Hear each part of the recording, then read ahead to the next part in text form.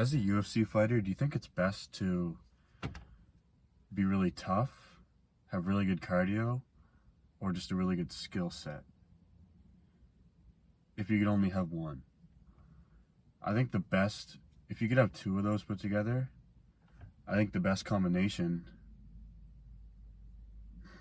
might be just toughness and cardio.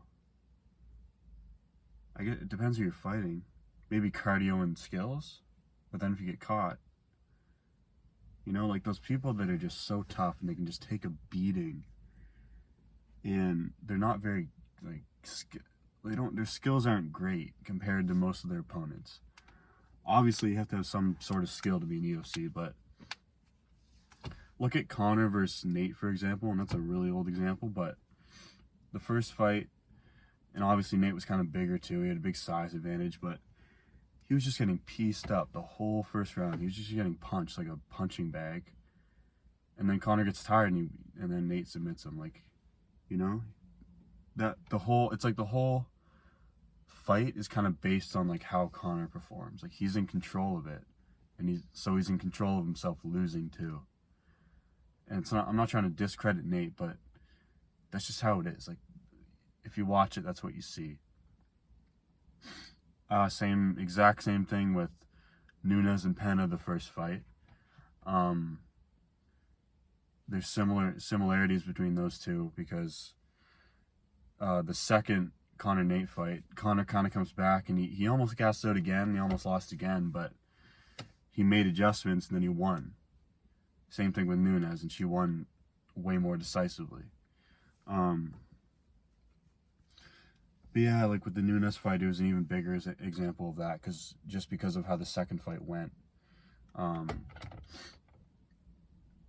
was like we were all just like, oh my god, like huge upset.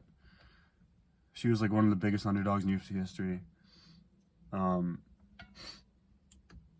nobody was really saying like, oh, Penn is really good. Maybe some people were, but after the second fight, they definitely weren't. And then no one wanted to see a third fight because it's like, we know Nunes is better. Like she's a better fighter, and she's in control of if she wins and loses. It's all in her control. If she has a bad night, she's gonna probably lose. If she has a really good night, she's gonna win easily. Because there's so many fights I watch where it's like the better man, in my eyes, like doesn't always win. It's like I think this guy's a lot better. Like watching that fight back, I think this guy's a lot better skill-wise. But he didn't win because he got tired or whatever, or he's just not as tough. And that happens a lot. Like you leave a fight and you're like, this guy was the better fighter, but he just didn't win. But if someone's tough and doesn't have as good of skills, that might still make them better. I mean, that's a part of fighting. Toughness and cardio are big parts of fighting. So, I don't know. I just see a lot of these fights where it's like kind of a tough slugger that'll take a big beating and take a lot of damage, but usually end up winning in the end because they have better cardio, they last longer, they're tough, they don't go down after big shots, versus like a guy who might be way more susceptible to a big punch and he may get knocked out a lot easier, but he has the skills to kind of back it up. He's a more skilled fighter. He's technically the better fighter. So, yeah. Look at a fighter like Luke Rockhold. Amazing skills.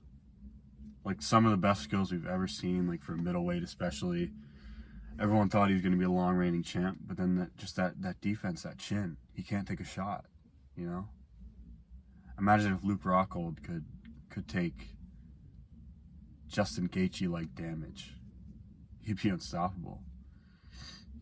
But that just seems like it's always like one or the other, or two or the other. Like it's never like, it's very rare that a fighter has all three of those attributes, because I don't really know, probably just hard to have, that's a once in a lifetime fighter. It's like some guys you watch and you're like, oh, please don't get hit. Like he's going to go down if he gets hit. And then there's some where it's like, this guy can take 100 punches clean to the face and not even get knocked down or not even have any damage. Max Holloway, he's taken the most significant strikes in UFC history, and he's one of the best. We just saw in his last fight, like he's still on top. Is that going to catch up to him? Probably. I don't know, though. I thought it was in his last fight, but he looked great. So,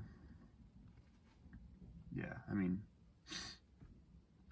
I would say maybe Volk might be the closest we have right now to having all three of those, like, very much. He's tough. We've seen him face adversity in a lot of fights. He never really gasses out. I've never seen him gas out, and he's very skilled. So I think he's like the top-notch guy right now. Yeah, but just if you could only pick one, let me know what you guys think is what you think is the most important out of those three things for a fighter. Let me know.